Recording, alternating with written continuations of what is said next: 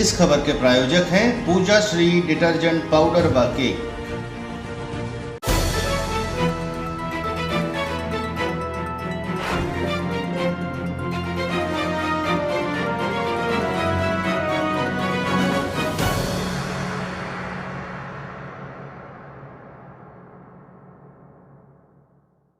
नमस्कार, मैं हूं केशव तिवारी और अलग अंदाज में रहती हैं खबरें हमारी। वर्तमान की बेरहमी से घायल कुछ कांग्रेसी नेता हालात के हाथों कठपुतली बनते हुए भारतीय जनता पार्टी में शामिल हो गए। आखिरकार कोई संघर्ष भी करे तो कब तक? कांग्रेस के बड़े नेता जिस तरीके से एक तरफा अपनी चलाते हैं, उससे कई नेताओं को यह बात महसूस होने लगी है कि भारतीय जनता पार्टी इसलिए चुनाव जीत जाती है कि वह एकजुटता के साथ चुनाव लड़ती है, और कांग्रेस पार्टी इसलिए चुनाव हार जाती है कि कांग्रेसी ही कांग्रेसी को हराने पर तुले हुए। राजनीति में आज की तारीख में कोई सेवा करने नहीं आता, सबको सियासत के बहाने सत्ता की सेज पर लेटने की आदत हो चुकी है। अब तो कई कांग्रेसी नेता इशारे में यह कहने लगे हैं कि आखिरकार शिखंडियों के सहारे कब तक हस्तिनापुर के सिंहासन से बंधा रहूं। सत्ता पाने के लिए कुछ दिन तक तो संघर्ष किया जा सकता है, लेकिन सत्ता का स्वर्णिम शिखर जब आंखों से ओझल होने लगे, तब सत्ता के ईंधन से चलने वाले दल में शामिल होकर सत्ता का स्वर्णिम सुरमा लगाया जा सकता है।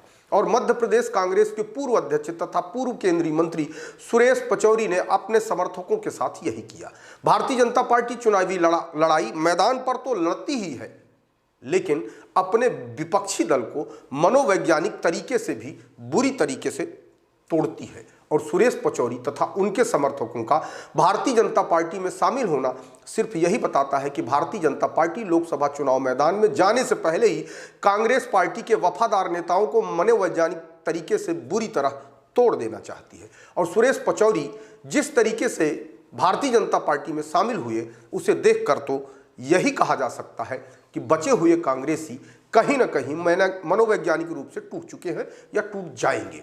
सुरेश पचौरी के साथ कांग्रेस के पूर्व विधायक संजय शुक्ला, पूर्व विधायक विशाल पटेल, पूर्व विधायक अर्जुन पलिया, सतपाल पलिया, भोपाल जिला कांग्रेस के अध्यक्ष कैलाश मिश्रा, NSUI के पूर्व अध्यक्ष अतुल शर्मा, सुभाष यादव, दिनेश ढुमोले, जयपाल सिंह अरोड़ा सहित सैकड़ों कार्यकर्ता भारतीय जनता पार्टी में शामिल हो गए।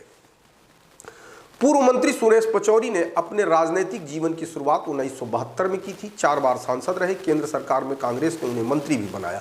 मध्य प्रदेश की राजनीति में सुरेश पचौरी दिग्विजय सिंह गुट के विरोधी रहे। इन दोनों नेताओं में हमेशा कभी नहीं पटी। जब जो पावर में रहा, उसने एक दूसरे पर पूरी ताकत के साथ प्रहार किया। सुरेश पचौरी एक बार मध्य प्रदेश कांग्रेस कमेटी के अध्यक्ष भी रह चुके हैं। लोकसभा चुनाव के ठीक पहले जिस तरीके से सुरेश पचौरी और उनके समर्थक भारतीय जनता पार्टी में शामिल हुए हैं, उससे कहीं ना कहीं भारतीय जनता पार्टी मजबूत हुई है और कांग्रेस पार्टी मनोवैज्ञानिक रूप से तो कमजोर हुई ही है। साथ ही कार्यकर्ताओं के बीच में यह संदेश भी गया कि आखिर गिनती के 2-4 बड़े नेताओं को छोड़ दिया जाए तो कांग्रेस में बचा कौन। कुछ दिनों पहले कमलनाथ के भारतीय जनता पार्टी में शामिल होने की बड़ी तेज चर्चा थी। मामला कहां गड़बड़ हो गया समझ से परे है, लेकिन भारतीय जनता पार्टी इस बात के लिए पूरी तरह से तैयार बैठी हुई थी कि मध्य प्रदेश के अंदर कांग्रेस के दमदार नेताओं को भारतीय जनता पार्टी में शामिल करके कांग्रेस को पूरी तरह से अपंग करने की कोशिश की जाए, जिससे कांग्रेस लोकसभा चुनाव में ठीक ठाक ढंग से प्रदर्शन न कर पाए।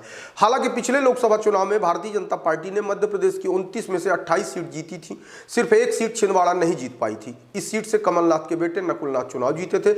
हालांकि अभी तक के दल बदल से यह तो सुनिश्चित नहीं है कि छिंदवाड़ा सीट भारतीय जनता पार्टी जीत ही लेगी, लेकिन इसमें कोई दोमत नहीं है कि लोकसभा चुनाव के पहले तक कौन किस दल में शामिल हो जाएगा कुछ कहा नहीं जा सकता। पिक्चर अभी बाकी है, अभी तो सिर्फ भारतीय जनता पार्टी ने ट्रेलर दिखाया है। लोकसभा चुनाव के खत्म होने के पहले पिक्चर में कौन कौन सा सीन शामिल हो जाएगा कुछ कहा नहीं जा सकता। हालांकि जिस तरीके से आज कई कांग्रेसी नेता भारतीय जनता पार्टी में शामिल हुए हैं, उसे देखकर यह कहा जा सकता है कि अब राजनीति में बिकाऊ माल की संख्या ज़्यादा हो चुकी है। टिकाऊ माल आज की तारीख में भारतीय राजनीति में बहुत कम देखने को मिलते हैं। आपको हमारी खबरें कैसी लगती हैं? कमेंट बॉक्स में आके कमेंट कर सकते हैं, लाइक कर सकते हैं, शेयर कर सकते हैं। और यदि आप विशाल खबर देख रहे हैं और अभी तक हमारे चैनल को सब्सक्राइब नहीं किया है, तो हमारे चैनल को सब्सक्राइब कर हमें अपना आशीर्वाद जरूर प्रदान करें।